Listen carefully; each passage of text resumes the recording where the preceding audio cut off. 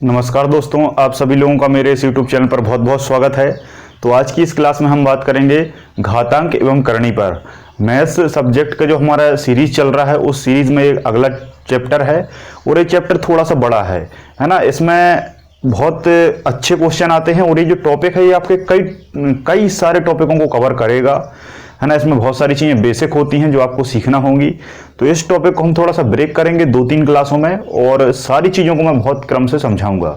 आज की class basic होगी। बेसिक हल्की फुल्की जो टर्मिनोलॉजी है उन पर हम चर्चा करेंगे। उसके बाद फिर हम परिमेयकरण और जो अदर टाइप्स होते हैं क्वेश्चन के जो कॉम्पिटिटिव एग्जाम में आते हैं उन पर भी हम बात कर लेंगे। ठीक है, तो आज हम देखते हैं घातांक एवं करणी, है ना। इंग्लिश में कहा जाता है सर्स एंड इंडाइसेस, है ना। बहुत कम ये चैप्टर पढ़ाया जाता है क्लासों में, कोचिंग वगैरह में, क्योंकि इस टॉपिक को शॉर्ट कर दिया गया है और शॉर्ट करके सीधा बता देते हैं कि इसका आंसर ये ऐसे आता है। लेकिन हम पहले बेसिक समझेंगे, फिर उसके बाद हम वो सारी चीजें भी करेंगे जो ट्रिक से की जाती हैं। ठीक है, तो सबसे पहले जो करणी है सामान्य तौर पर करणी को इस तरीके से डिनोट किया जाता है और इसका मतलब होता है किसी भी चीज का रूट। किसी भी चीज का क्या है भैया, रूट निकालना, स्क्वायर रूट निकालना, है ना। जैसे मान लो यहाँ 4 है ना, तो इस 4 का मतलब क्या है?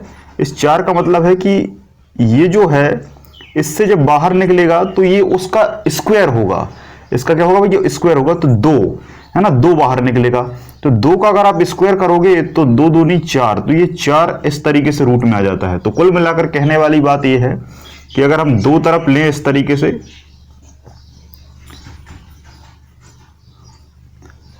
तो यहां आप या तो स्क्वायर लगा दीजिए, यहां आप 4 को इस तरीके से लिख दीजिए। बात एक ही है, ठीक है, बात एक ही होती है।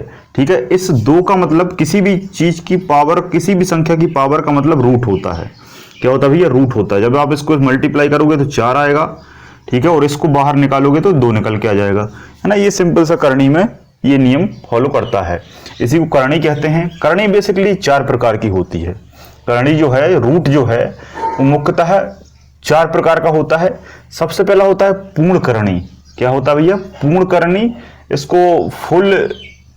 इसको फुल सर्ड्स भी कहा जाता है या कंप्लीट सर्ड्स भी कह सकते हैं, या फिर इसको आप प्योर सर्ड्स भी कह सकते हैं, बहुत सारे नाम हैं। अब पूर्ण करणी क्या होगा भैया? पूर्ण करणी वो होगा जिसको आप आगे सॉल्व नहीं कर सकते। जैसे मान लो मैंने ये लिखा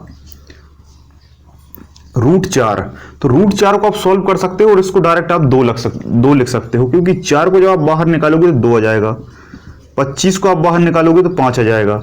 लेकिन अगर मैं दे दूं आपको √3, तो √3 को आप डायरेक्टली बाहर नहीं निकाल सकते। मान होता है कि भाई 1.736 के आसपास इसका मान आता है, लेकिन आप इसको डायरेक्ट किसी भी संख्या में व्यक्त नहीं कर सकते। ठीक है, तो इसको क्या बोला जाता है? इसको पूर्ण करणी बोला जाता है कि भाई ये वास्तविक करणी है।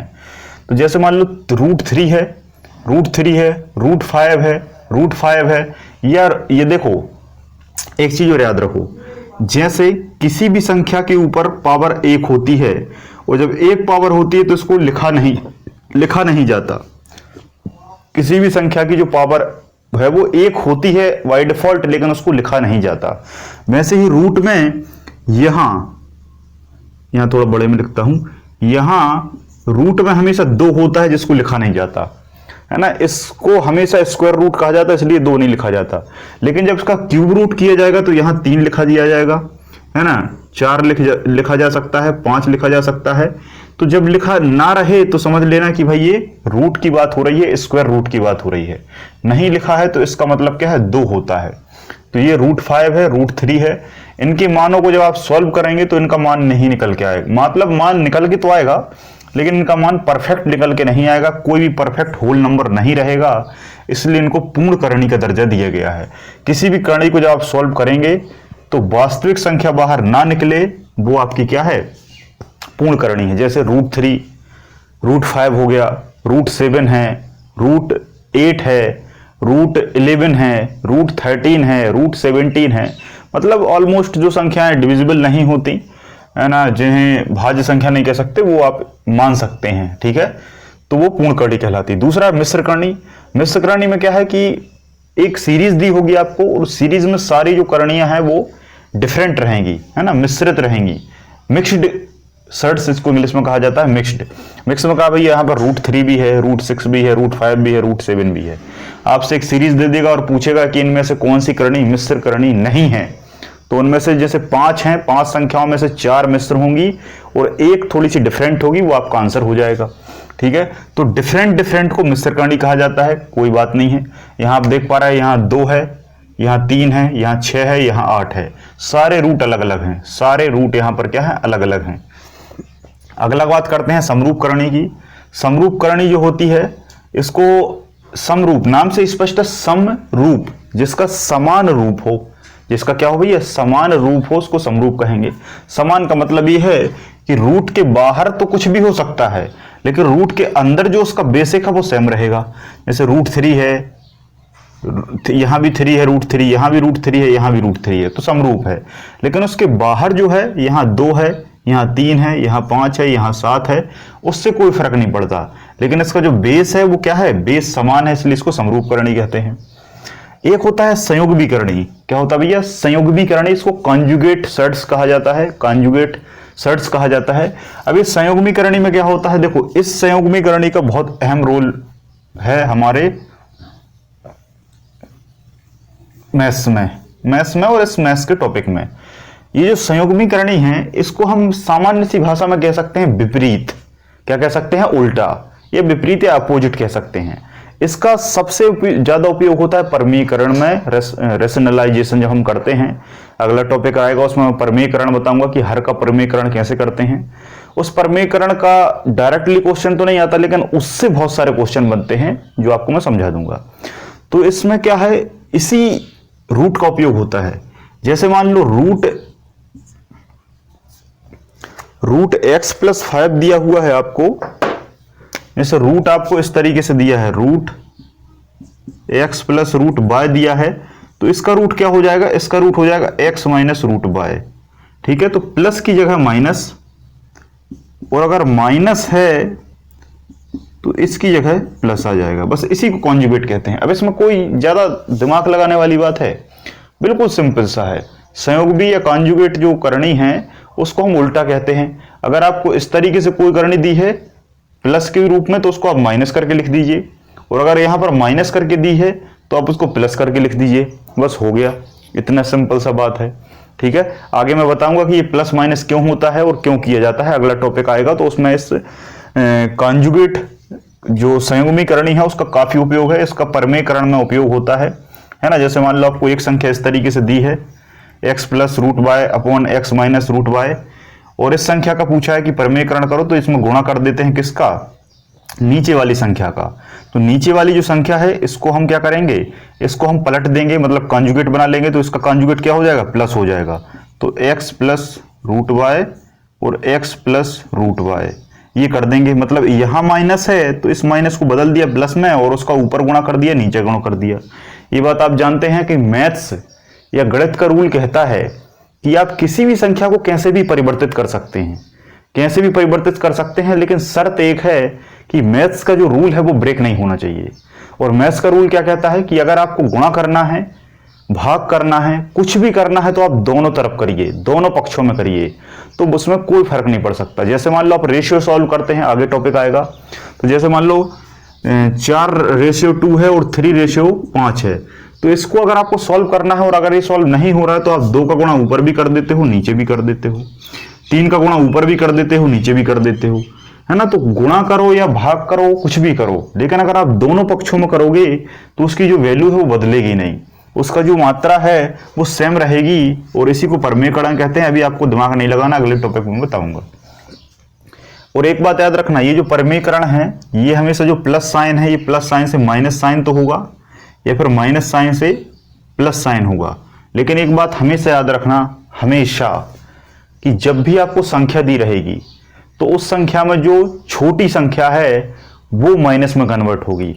इस बात को हमेशा याद रखिएगा। परमेयकरण में ये बहुत लोग इसको नहीं जान पाते, लोग यही समझते हैं कि प्लस को माइनस करना है, माइनस को प्लस करना है। लेकिन एक चीज आपको ये नोट करके लिखा दी है मैंने, इसको नोट करके लिख लो कि ऋण हमेशा छोटी संख्या का होगा। जैसे मान लो आपको दिया है 3 - √5, इसका आपको परमेयकरण करना है, तो आप इसका परमेयकरण कैसे करेंगे कि 3 प्लस √5, ये कर दिया, माइनस का प्लस कर दिया, ठीक है, कोई दिक्कत नहीं। जब आप प्लस में जा रहे हैं तो कोई समस्या नहीं। लेकिन अगर अब मैंने आपसे पूछा कि इसका परमेयकरण करो, तो इसका परमेयकरण भी आप सिंपल सा कर दोगे कि 3 माइनस √5, क्लियर कर दोगे। लेकिन आपको एक चीज याद रखनी है कि जो माइनस आप करोगे ना, माइनस ऋण हमेशा छोटी संख्या का होगा। यहां तो छोटी संख्या 5 है, कोई दिक्कत वाली बात नहीं, 3 बड़ा है 5 छोटा है, क्योंकि 5 जब रूट से बाहर निकलेगा तो 2 दशमलव कुछ आएगा। लेकिन जैसे कभी क्या हो जाए, कभी जैसे हो जाए कि आपको दिया है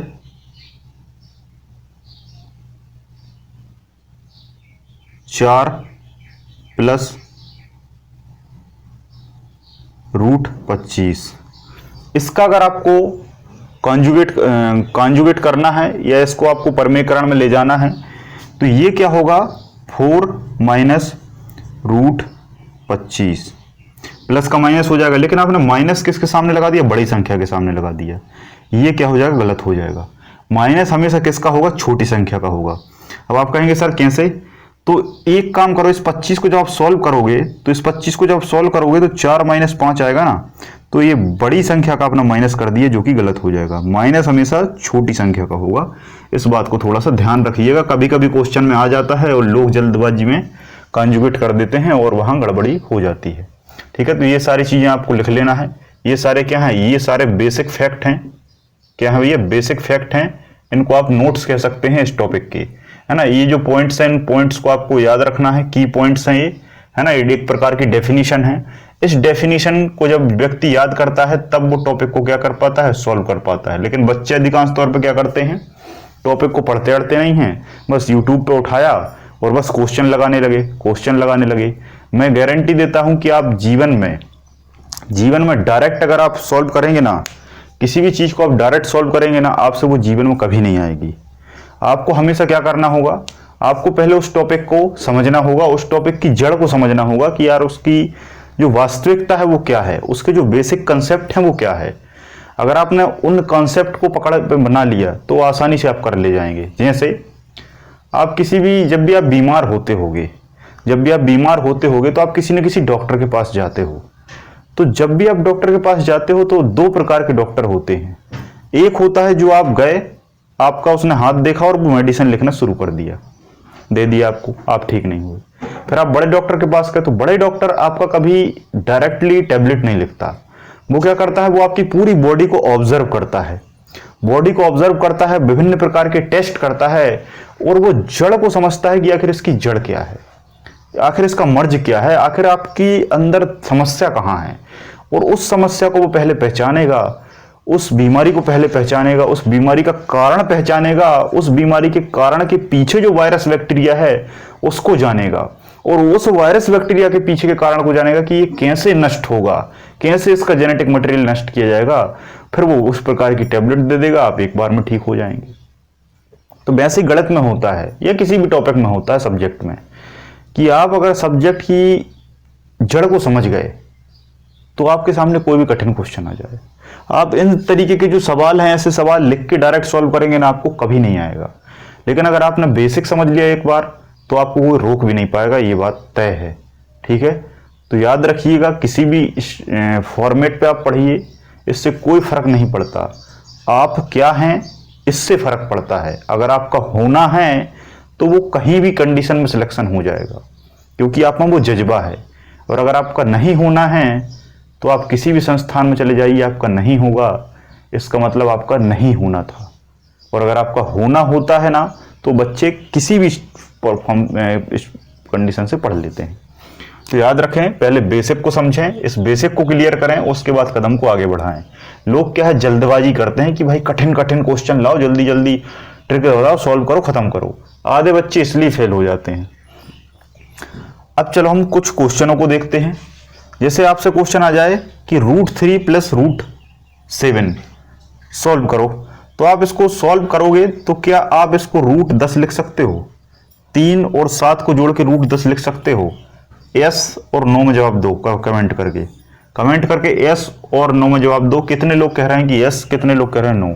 √3 प्लस √7 को √10 लिखा जा सकता है या नहीं? रूट 10 लिखा जा सकता है या नहीं?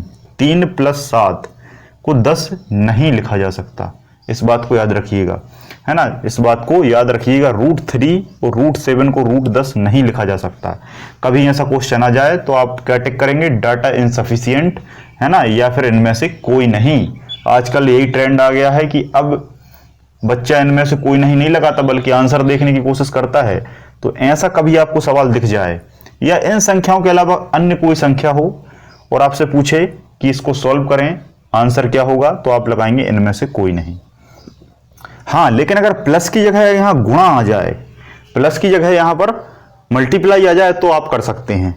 ठीक है, इसको आप गुणा कर दीजिए, 3 दूनी 6, √6 आंसर आ जाएगा, इसमें कहीं कोई समस्या नहीं है।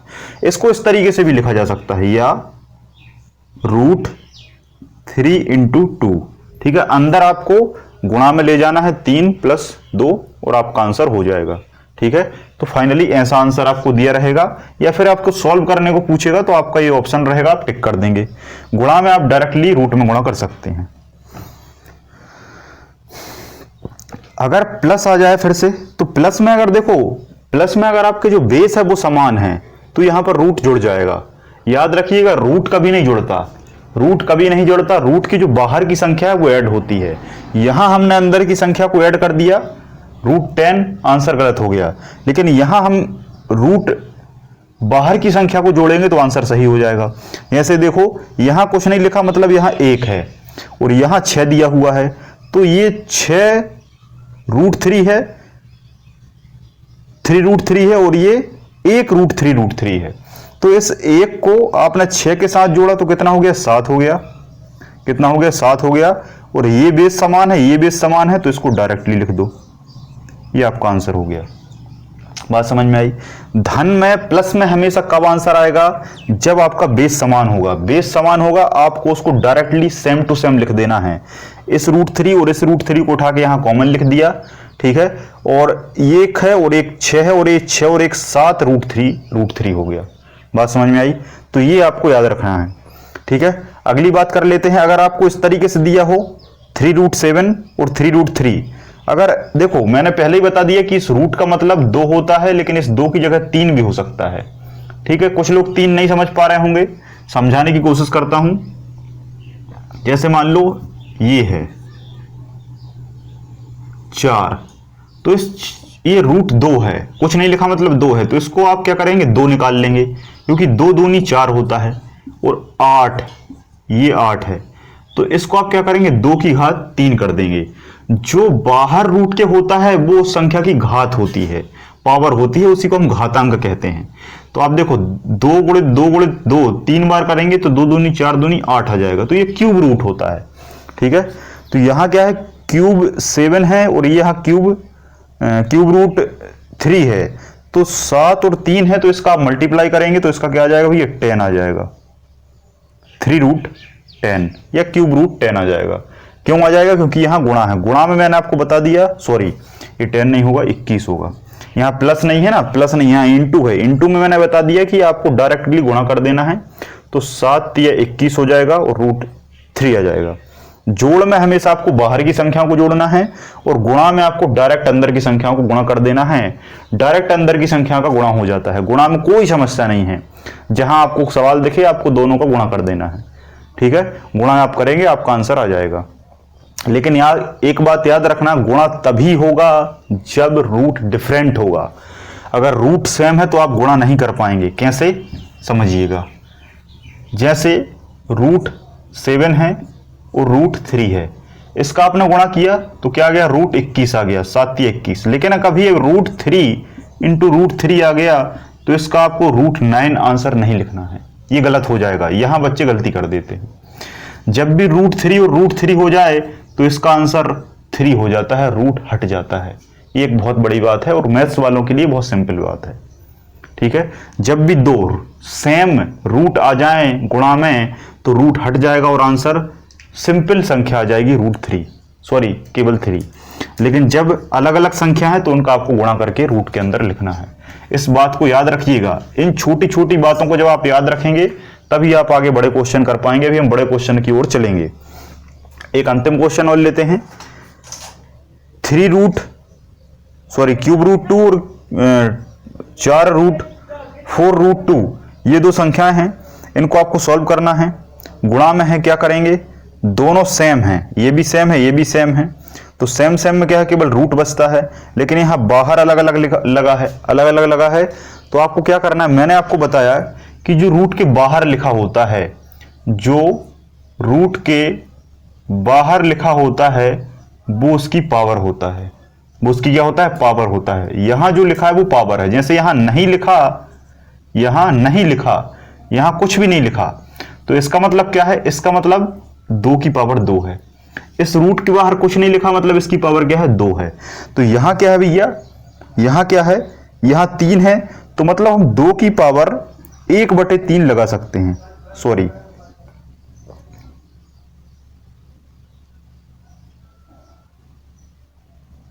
1/3 लगा सकते हैं। 2 की पावर हम क्या लगा सकते हैं, 1/3 लगा सकते हैं। और यहां पर हम 2 की पावर 1/4 लगा सकते हैं। ऐसा होगा कि नहीं होगा, बताओ जल्दी से कमेंट सेक्शन में। 2 की पावर हम 1/3 लगा सकते हैं या नहीं लगा सकते? बहुत सिंपल सा क्वेश्चन है, जल्दी से बताओ। अगर आपको सेम दिया रहे कि भाई 2 की पावर 1/3 है और 2 की पावर 1/4 है, तो उनका आंसर क्या होगा, आंसर सेम होगा कि नहीं होगा? बहुत सिंपल सा क्वेश्चन है। इसको आपको जोड़ देना है। क्यों जोड़ देना है? क्योंकि यहां पर बेस समान है, सॉरी गुणा कर देना है। गुणा का, सॉरी गुणा रूट का होगा, लेकिन जुड़ेंगी क्या, घात है। एक नियम आपने पढ़ा होगा, m x की पावर m इंटू एक्स की power n equal to x m plus n। एक रूल है, 10th क्लास में अगर आपने पढ़ा हो।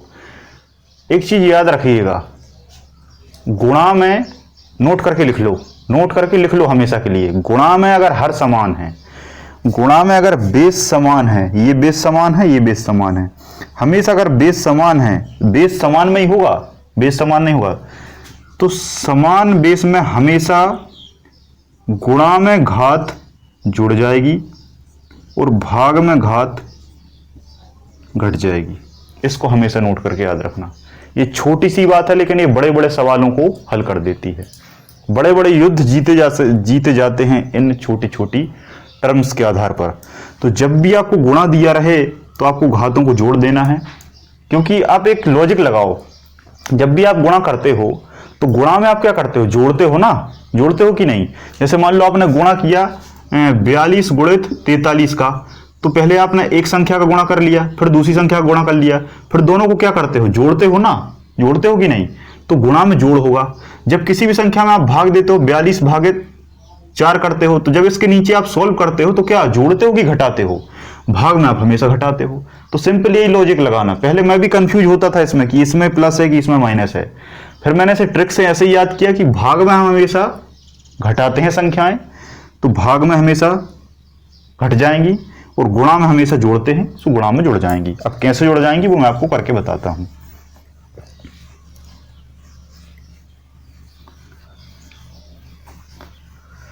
लेकिन एक चीज याद रखना, नोट ये करके ये भी लिख लेना कि ऐसा तभी होगा जब हर समान होगा। बेस क्या होगा, समान होगा। बेस डिफरेंट है तो आप कुछ भी नहीं कर पाएंगे। यहां देखो, यहां क्या है, यहां भी रूट बेस ये है और यहां भी रूट क्या है, 2 है। दोनों में एक समानता है, कोई अंतर नहीं है। तो यहां अंदर 3 है और यहां 4 है। ये हमारा सवाल है। तो अब हमने क्या की, मैंने क्या बताया था आपको कि ये क्या है, पावर बन जाती है। तो ये रूट की 2 की पावर कितनी बन गई, 1/3, फिर गुणा, फिर ये सेम है तो ये बाहर निकल के आया तो इसकी पावर क्या बन गई, 1/4। बात समझ में आई। जब भी आपको यहां जो संख्या दी हो वो आपको इसके अंदर पावर लगा सकते हैं, इसमें कोई समस्या नहीं है। जो भी आपको रूट के बाहर दिया हो उसको आप पावर में लगा सकते हैं, ठीक है। भाग अगर बीच में है तो आपको घातें घटा देना है, गुणा है तो जोड़ देना है। कैसे जोड़ोगे, 1/3 प्लस 1/4, दोनों का हमने एलसीएम लिया। एलसीएम तो आप जानते ही हैं, वो संख्या जिसमें दोनों का भाग चला जाए। तो 4 तिया 12, ठीक है। तो 3 चौको 12 और 4 तिया 12, ठीक है। तो 4 और 3 7/12, 4 और 3 7 हो जाएगा और ये 12 हो जाएगा। ये एलसीएम कैसे लिया पता है ना, इसको आप इस तरीके से भी निकाल सकते हो, ऐसे 3 का एक बार, फिर 2 का 2 बार, फिर 2 का एक बार, तो 3 दूनी 6 दूनी 12, ये 12 निकल के आ गया। तो 7/12 आ गया। अब ये बेस समान है, अब इस बेस में से एक कॉमन आ जाएगा और इस पर हम पावर लगा देंगे 7/12। ये आपका आंसर निकल के आ गया। बात समझ में आई? ठीक है। इसको आप एक तरीके से और लिख सकते हो, जैसे मैंने बताया था कि जो नीचे रहता है वो हमारे क्या है, रूट के बाहर आता है, तो इसको आपको इस तरीके से भी लिख सकते हो, √2⁻7 और ये 12 बाहर निकल के आ जाएगा। क्योंकि मैंने आपको पहले ही बताया कि जो बाहर है वो अंदर जाके पावर लग जाता है बटे में, जो बाहर है वो अंदर जाकर पावर लग जाता है, तो जब अंदर है तो बाहर भी आ सकता है। तो ये 3 बाहर था, ये 3 बाहर था, इसको हम अंदर ले गए और ये पावर लगा दी। फिर ये 7/12 बाहर है, अंदर है, इसको हम बाहर ले आए, इस 12 को यहां बाहर लगा के लिख दिया, है ना। तो इस तरीके से सॉल्व हो जाएगा। थोड़ा सा स्टैंडर्ड क्वेश्चन था, है ना। इसको आप 2-4 बार करेंगे, ऐसे क्वेश्चन को आप 10-15 क्वेश्चन करिए बुक से, तो आपको ये समझ में आ जाएगा। देखो मैं यहाँ ज़्यादा प्रैक्टिस नहीं करा पाऊंगा, मैं हर टाइप के एक एक क्वेश्चन कराऊंगा, जितने भी टाइप्स हैं उनके एक एक क्वेश्चन 2-2 क्वेश्चन कराऊंगा। उसके बाद आपको प्रैक्टिस स्वयं करनी है ना, क्योंकि यूट्यूब पर पॉसिबल नहीं होता उतनी लंबी प्रैक्टिस कराना। और अगर मैं करा भी दूंगा तो उसके आपको फायदा कुछ नहीं होगा। अगर मैं यहाँ प्रैक्टिस करा भी दूंगा, 80 से 90% लोग मैथ्स में असफल इसलिए होते हैं क्योंकि वो केवल दूसरे की वीडियो देखते हैं। मैं ये नहीं कह रहा कि दूसरे की क्लास मत देखो, क्लास देखो, उनके जो कॉन्सेप्ट हैं वो समझो, उसके बाद देखना बंद कर दो। उसके बाद क्या करो, खुद सॉल्व करो। जब आप खुद सॉल्व करेंगे तभी आपसे मैथ्स बनेगा, अन्यथा नहीं बन पाएगा, ये गारंटी की बात है। मैथ्स आप दूसरे का देखते रहिए, सॉल्यूशंस देखते रहिए, पहले मैं भी यही करता था, कभी मुझसे नहीं बन पाया। दूसरे का देखते थे, लगता था बन गया, आने लगा, लेकिन जब खुद से सवाल उठा के उसको सॉल्व करते थे तो हाथ आगे नहीं बढ़ता था। तो हाथ आगे बढ़ाने के लिए पहले हाथ चलाना पड़ेगा, इसलिए पहले कॉन्सेप्ट को देख लें, जितने भी कॉन्सेप्ट ये रूल यहाँ फॉलो हो रहे हैं उनको फिर थोड़ा मेमोराइज करें, और फिर एक बुक उठाकर एक टॉपिक के 10-10, 20-20, 30-30 सवाल लगाएं। जितने ज्यादा सवाल लगाएंगे उतनी महारत आपको हासिल होती जाएगी।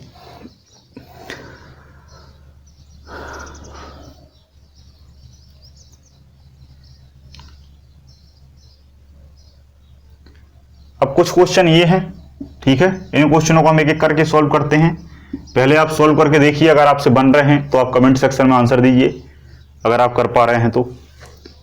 बहुत सिंपल सी चीज है, देखो मैंने पहले ही बताया था कि जब भी रूट सेम हो जाए, √3 इंटू √3, 5 5, 7 7, 9 9, 8 8 कुछ भी हो जाए, एक संख्या बाहर निकाल लो, काम खत्म, काम खत्म।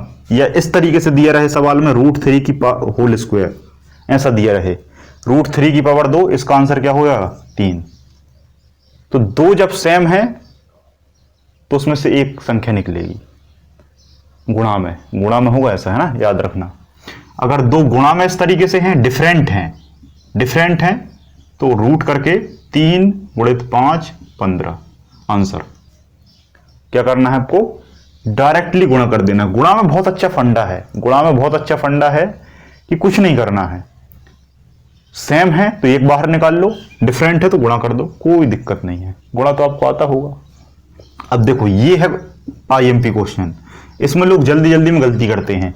अब देखो यहां क्या है, गुणा 5 × 5 × 3, तो जल्दी में लोग क्या करते हैं, 25 और 25 दिया 75, √75 लिख दिया, तीनों का गुणा कर दिया। लेकिन ये नहीं होगा, क्यों नहीं होगा, मैंने थोड़ी देर पहले बता दिया कि जब 2 सेम हैं तो इसमें से निकलेगा 5 और ये बचेगा 5 और ये बचेगा √3, ये रहेगा आंसर।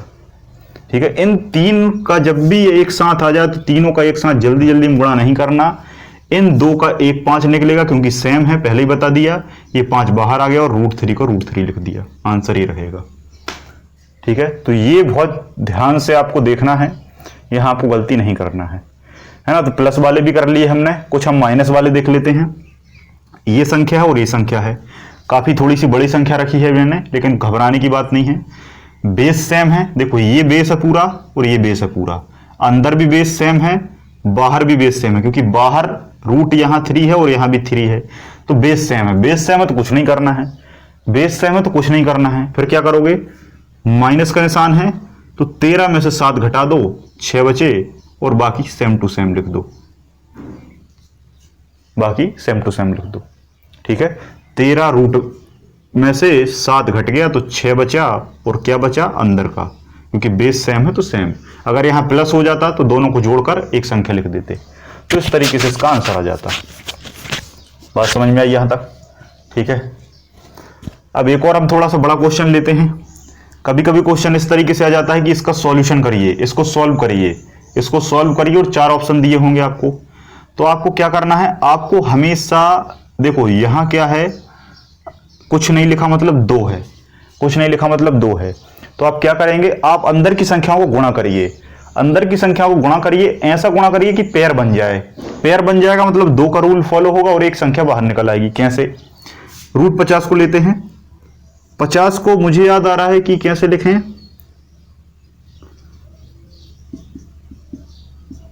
सही है, 55 25 और 25 दूनी 50, अंदर की वैल्यू क्या हो गई, फॉलो हो गई। ठीक है, 55 25 और 25 दूनी 50, क्लियर है। इसको कैसे लिखें, 7 गुणित 7 गुणित 2, ठीक है, सही है ना। 7 सतैया 49, और 49 में अगर हम 2 का गुणा करेंगे तो 98 ही आएगा, कोई दिक्कत वाली बात नहीं है। तो 7 सतैया 49 दूनी 98। हम गुणा और दूसरे तरीके से भी कर सकते हैं, लेकिन हमें 2 संख्या सेम रखना है ताकि उनमें से एक बाहर निकल सके। ठीक है, इसको अगर हम करेंगे तो इसको कैसे करेंगे, 25 पंजे 125 नहीं आएगा, हाँ 9 से आ जाएगा, 9 गुणित 9 गुणित 2, 9 नाम 81, 81 में अगर 2 का गुणा करेंगे तो 2 एकम 2 और 2 अट्ठे 16, 162 आ गया। ठीक है, तो 9 गुणित 9 81। देखो पहले हमें क्या है, करीब पहुंचना है। तो देखो मैं यहां अगर 10 धाम 100 कर देता तो 100 का अगर किसी में गुणा होता तो 162 तो नहीं आता, इतना तो आपको पता है। 10 धाम अगर 100 कर देता तो 100 का गुणा अगर 1 में करूंगा तो 100, अगर 2 में कर दूंगा तो 162 से अधिक चला जाएगा 200। तो हमें 10 से कम लेना है, तो मैंने 9 लिया, 9 लिया फॉलो कर गया। 9 में फॉलो नहीं करता फिर 8 लेता, 8 अठैया 64, 64 गुणित 2 करता, 64 गुणित 3 करता, लेकिन वो पहले ही 9 गुणित 9 और गुणित 2 में फॉलो कर गया। ठीक है, ये हो गया। अब इसमें आप क्या करेंगे, ये बन गया पेयर, तो 2 है तो 2 में से एक बाहर आ जाएगा, बचेगा रूट 2। ये 7 7 2 पेयर बन गए, एक 7 बाहर आ जाएगा, बचेगा अंदर रूट 2। 9 में से एक 9 बाहर आ जाएगा, बचेगा रूट 2। सॉल्व सॉल्व सॉल्व हो गया। ठीक है, अब बीच का साइन देख लो, यहां माइनस का साइन है, यहां प्लस का साइन है। ये क्वेश्चन अलग है थोड़ा, मैं यहां लिख देता हूं, 5 रूट 2 माइनस 7 रूट 2 प्लस और कितना आया 9 रूट 2। ये अपना आंसर आ गया। अब आंसर को आप देखो, सवाल ऑप्शन में अगर ये दिया रहे तो ये सही हो जाएगा, लेकिन इसके आगे भी सॉल्व होता है। मैथ्स में हर एक स्टेप कई प्रकार से सॉल्व होती है, तो आपको हमेशा देखना है कि आंसर में क्या दिया। अगर ये दिया है तो ये लगा देना, अगर ये दिया है तो यहां तक भी लगा सकते हो, और ये नहीं दिया तो इसके बाद ये सॉल्व होगा। अब देखो मैंने पहले ही कहा था प्लस माइनस में आपको क्या करना है, अंदर कुछ नहीं कर सकते आप प्लस माइनस में, अंदर केवल गुणा और भाग में होगा, धन और ऋण में बाहर कैलकुलेशन होगा। तो बाहर यहां क्या है, बीच में माइनस है और यहां प्लस है, तो क्या करो, इन संख्या को घटा लो और इस संख्या को जोड़ लो। क्या करोगे, पहले क्या होता है बोर्ड मास के नियम के अनुसार, पहले ब्रैकेट सॉल्व होता है, पहले ब्रैकेट फिर ऑफ फिर डिवाइड फिर मल्टीप्लाई फिर ऐड और फिर सब्सट्रैक्शन। पहले ऐड होता है, ऐड मतलब जोड़, तो पहले हम जोड़ लेते हैं। ये भी प्लस का नहीं, ये तो माइनस का है, ये माइनस का है, ये प्लस का है, तो ये प्लस का है और ये भी प्लस का है, तो 9 और 5 14 हो गया, 14 रूट 2, और ये 7 का माइनस का है तो माइनस 7 रूट 2। अब घटा दो, 7 में से 14 गए, सॉरी 14 में से 7 गए तो 7 रूट 2। ये आपको फाइनली आंसर आ गया। ठीक है, तो बहुत इजी है, कहीं कोई दिक्कत नहीं है, बस आपको थोड़ा सा दिमाग लगाना है। मैथ्स में क्या है, थोड़ा सोचने का काम होता है आपको। देखो आप अगर दूसरे सब्जेक्ट वाले हैं तो आप तुरंत नहीं सोच पाएंगे, अभी आपको दिक्कत जाएगी और आप सोचेंगे कि अरे यार ये तो बड़ा बोरिंग सा है। लेकिन क्या होता है कि एक व्यक्ति जो है वो हार मान लेता है और एक व्यक्ति जो है वो हार नहीं मानता। मतलब शुरुआत अगर आपने यहां से की है और यहां मंजिल है, याद रखना, समझिएगा, ये आपकी शुरुआत है और ये आपकी अगर मंजिल है, तो इस शुरुआत और इस मंजिल के बीच में एक पतली सी लाइन होती है बीचों बीच। इस मंजिल और इस शुरुआत के बीच में एक पतली सी लाइन होती है बीचों बीच। जब व्यक्ति यहां से शुरू करता है ना चलना, तो इस स्टेज तक, इस बिंदु तक यहां उसको कठिनाई ही कठिनाई मिलेगी। यहां उसको ऐसा लगेगा कि यार हर एक कदम पे वो दिक्कत होगी, लगेगा छोड़ दो। लेकिन जिस दिन वो इस लाइन को क्रॉस कर जाता है, इस लाइन को क्रॉस करके वो इस लाइन के इस तरफ आ जाता है, तो समझ लीजिएगा उसकी जो मंजिल है उसे अट्रैक्ट करने लगती है और खींचने लगती है। जैसे आपने देखा होगा कि जब भी कोई रॉकेट को लॉन्च किया जाता है, तो रॉकेट को जब पृथ्वी से लॉन्च करते हैं तो यहां से उसको पावर लगानी पड़ती है। लेकिन जैसे वो पृथ्वी के उस गुरुत्वाकर्षण क्षेत्र को पार कर जाता है, तो उसके बाद उसको बंद कर दिया जाता है और अन्य ग्रह जो है वो उसको अपनी ओर खींचने लगता है, और वो सैटेलाइट लगातार उसकी ओर बढ़ते चला जाता है। जैसे मंगल ग्रह पर अपन ने लॉन्च किया था, तो जब जैसे पृथ्वी की कक्षा को बाहर किया, उसके बाद मंगल ग्रह उसको खींचने लगा। तो ऐसे ये है कि आप शुरुआत करेंगे तो यहां तक आपको कठिनाई होगी, लेकिन जिस दिन इस लाइन को पार कर लिया, उसके बाद मंजिल आपको खींचने लगती है। फिर आपको पढ़ाई में मजा आने लगेगा और फिर आप उसको चाह के भी नहीं छोड़ पाएंगे। तो कोशिश करिएगा उस लाइन को क्या है आपको पार कर लेना है। ठीक है, तो इसको नोट कर लीजिए, जल्दी इसको नोट कर लीजिए जो भी मैंने लिखाया है। फिर उसके बाद एक बस लास्ट बचा है, आज का लास्ट बचा है, लास्ट करके हम खत्म कर देंगे। एक टॉपिक और बताना मुझे आपको।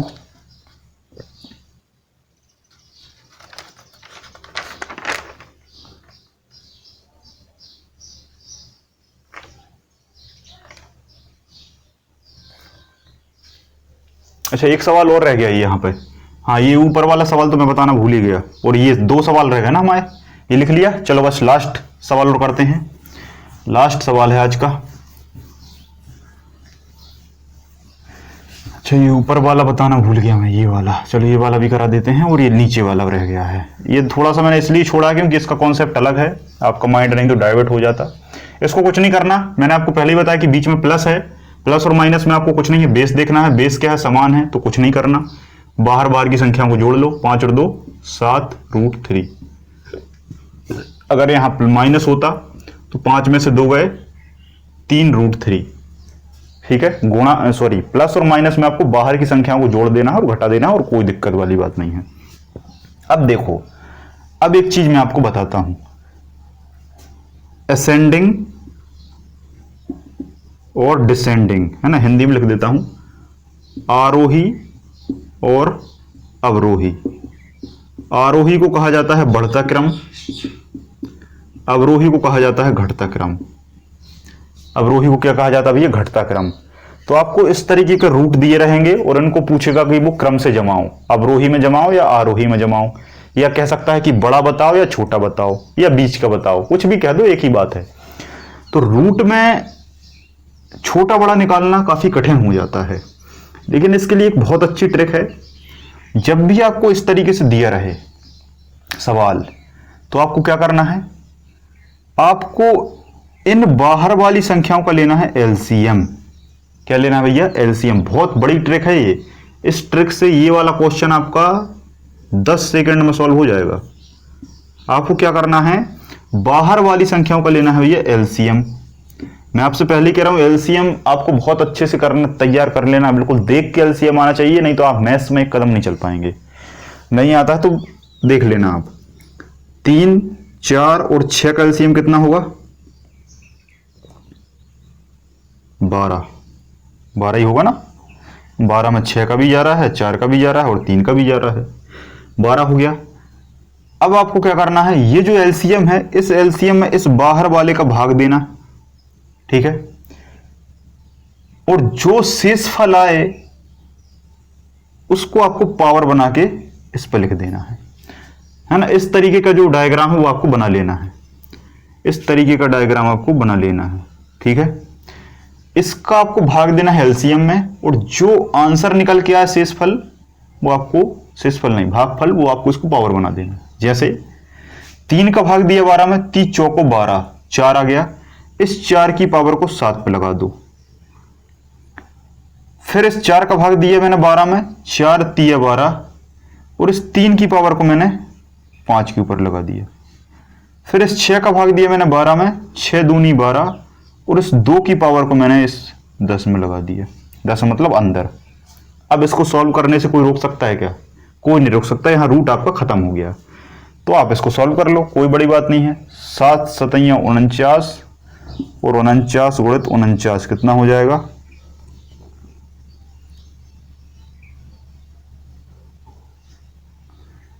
49 गुणित 50 कर देता हूं, फिर एक 49 हम घटा लेंगे, 0।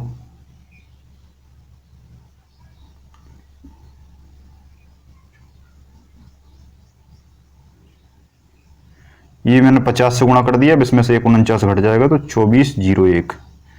तो 7 गुणित 7 गुणित 7 गुणित 7 जब 4 बार करेंगे तो कितना आएगा? 2401 आएगा। 5 गुणित 5 गुणित 5 3 बार करेंगे तो 25 पंजे 125 पंजे पचम 25 पंजे 125 आ जाएगा। पचम 25 25 पंजे 125, तो 10 धाम 100 हो जाएगा। अब इसमें से आप आंख बंद करके बता सकते हो कौन सा बड़ा है। ये सबसे बड़ा है, ये उससे छोटा है, ये उससे छोटा है। अब जो क्रम पूछा वो आप लगा दीजिएगा, या तो बढ़ता पूछा है तो बढ़ता बता दीजिए, घटता पूछा है तो घटता जमा दीजिए, कैसे भी जमा सकते हैं, इसमें कहीं कोई समस्या नहीं है। ठीक है, चलो एक सवाल और ले लेते हैं, एक सवाल और ले लेते हैं आपका इसी का। ठीक है,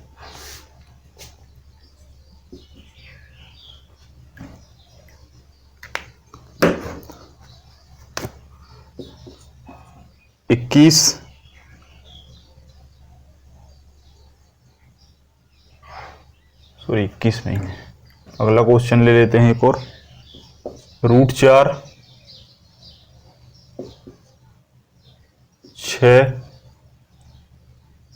6 के बाहर 4 है,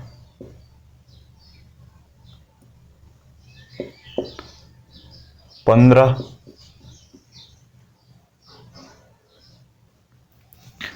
और इसके बाद 12 10।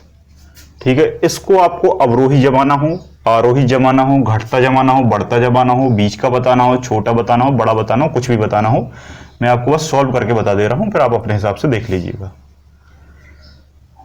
3 4 6 और 12 का ले लो एलसीएम। एलसीएम आएगा आपका 12 एलसीएम आ गया। अब 12 में आपको भाग देना है किसका? 3 का। 3 चौको 12, 4 की घात 4, 4 का भाग दो किसमें? 12 में। 4 तिया 12, 6 की घात 3, 6 दूनी 12, दूनी 2, 12 एकम 12, 12 एकम 12, 10 की घात 1। सॉल्व कर लो। 4 गुणित 4 गुणित 4, 4 चौको 16, चौको 64, 64 गुणित 4 करोगे तो कितना जाएगा? 4 चौको 16, 1 और 6 चौको 24 और 1 25, 256, 256। 6 गुणित 6 गुणित 6, 6 छिंग 36 और 36 गुणित 6 करोगे तो 6 छिंग 36 की 6, 3 6 18 और 3 21, 216, 216। 15 का करोगे तो 15 15 225,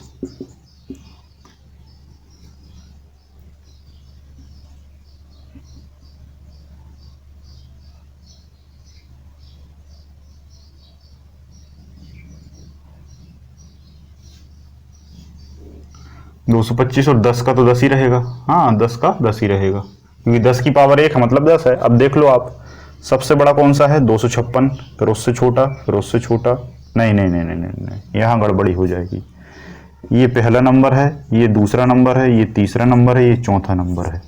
तो सबसे बड़ा पहला नंबर, उससे बड़ा तीसरा नंबर, फिर उससे छोटा दूसरा नंबर और फिर सबसे छोटा चौथा नंबर, ये इसका क्रम रहेगा। तो सबसे छोटा डी हो गया, फिर ये हो गया। ठीक है, तो इस तरीके से आप क्या है इसको सॉल्व कर सकते हो। ठीक है, स्क्रीनशॉट लीजिए जल्दी से। एंड लास्ट क्वेश्चन, बस इसी टॉपिक का एक लास्ट क्वेश्चन और ले लेता हूं मैं। कमेंट सेक्शन में बताइएगा आपको सेशन कैसा लगा। अगर सेशन अच्छा लगेगा तो मैं इसी तरीके से आपको और बहुत सारे सवाल, ये थोड़ा डिफरेंट है और क्वेश्चन यही आते हैं, क्वेश्चन यही आते हैं। ये थोड़ा सा बहुत एडवांस लेवल का क्वेश्चन है। 2 माइनस 0.5 स्क्वायर √3 और एक है आपका √0.008 और क्यूब में। अब इसको सॉल्व करना है, इसको क्या करना भैया, सॉल्व करना है। कैसे सॉल्व करोगे,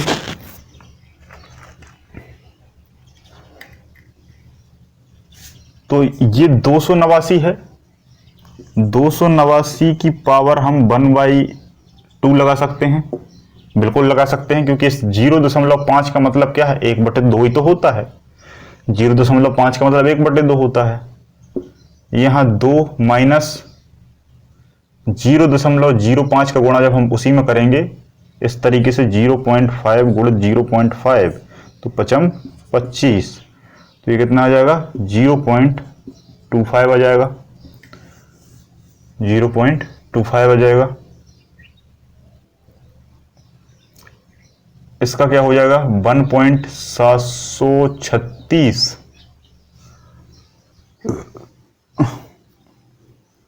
732 है, और इसका कितना आ जाएगा 0.8, या फिर आप इसको पावर लगाओगे तो 0.8 ही निकल कर आएगा। 2 निकल के आएगा, क्योंकि 2 है ना, तो 2 गुणित 2 2 दूनी 4 दूनी 8 होगा ना इस तरीके से। तो 8 यहाँ 3 के बाद दशमलव है, यहाँ 1 के बाद दशमलव हो जाएगा।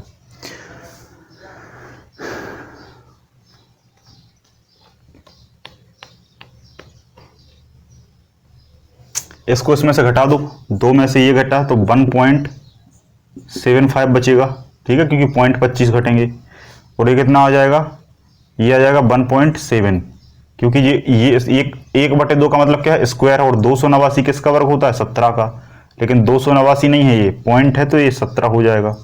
एक 17 नहीं होगा, 1.7 होगा, क्योंकि देखो 289 का वर्ग कितना है, 17 है, तो 2.89 का वर्ग 1.7 होगा, क्योंकि यहाँ 2 के बाद दशमलव है तो यहाँ 1 के बाद दशमलव आएगा। समझ रहे हो।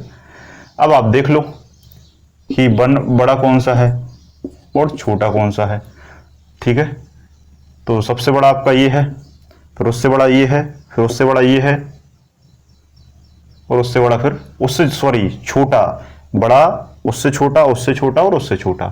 तो इस तरीके से आप पॉइंट्स में भी कर सकते हो, ठीक है। तो ऐसे इस तरीके के हम सवालों को सॉल्व कर सकते हैं और आसानी से सॉल्व करेंगे। अब बस इसमें 1-2 टॉपिक और बचे हैं, उनको मैं जल्दी कर देता हूं, और उनको कंप्लीट करने के बाद फिर हम अपने अर्थमेटिक सेक्शन पे आएंगे और फिर हम स्टार्ट करेंगे परसेंटेज, है ना। परसेंटेज हो गया आपका, CI हो गया, SI हो गया, चक्रवर्ती ब्याज, साधारण ब्याज, मिश्रण हो गया, अनुपात, समानुपात, नाव, चाल, धारा, है ना, मेंसुरेशन। ये सभी टॉपिक हम एक एक करके बहुत आसानी से सिंपल और आसान भाषा में समझेंगे। मेरे लेक्चर की विशेषता यही होगी कि आप इसी लेक्चर को क्यों देखें। उसकी एक मुख्य वजह है कि हम बेसिक पढ़ेंगे, हम डायरेक्ट सवाल नहीं करेंगे। सवाल हर कोई करा देता है, लेकिन कभी याद नहीं होता। क्यों नहीं होता? क्योंकि डायरेक्ट उसमें हम करते हैं, लेकिन यहाँ मैं आपको बेसिक बताऊंगा पहले। उस बेसिक के बाद हम फिर सारे एडवांस लेवल के सवाल जरूर करेंगे, ठीक है। तो अगर वीडियो अच्छा लगा हो, लेक्चर अच्छा लगा हो, वास्तविकता में अच्छा लगा हो, तो शेयर तो बनता है और लाइक भी बनता है, और सब्सक्राइब तो आपने किया ही हुआ है। अगर आपको लेक्चर ठीक नहीं लगा तो आप बेझिझक डिसलाइक करिए, और आप कमेंट में लेकिन उस डिसलाइक का कारण जरूर बताइए कि सर ये चीज़ को आप सुधारिए। तो मैं आपको दावे से कह सकता हूं कि वो चीज़ आपको दूसरे लेक्चर में नहीं दिखेगी, है ना। अभी तक जितने स्टूडेंटों ने मुझे जो कहा कि सर ये समस्या है, हमें ये समस्या है, तो उसका निराकरण हमने दूसरे ही दिन से किया है, ठीक है। तो आपका निराकरण भी होगा, कोई समस्या है तो। और वीडियो को शेयर जरूर करें, क्योंकि हमें आपके शेयर की काफ़ी आवश्यकता है, और कमेंट जरूर करें। बहुत बहुत धन्यवाद। जय हिंद, जय भारत।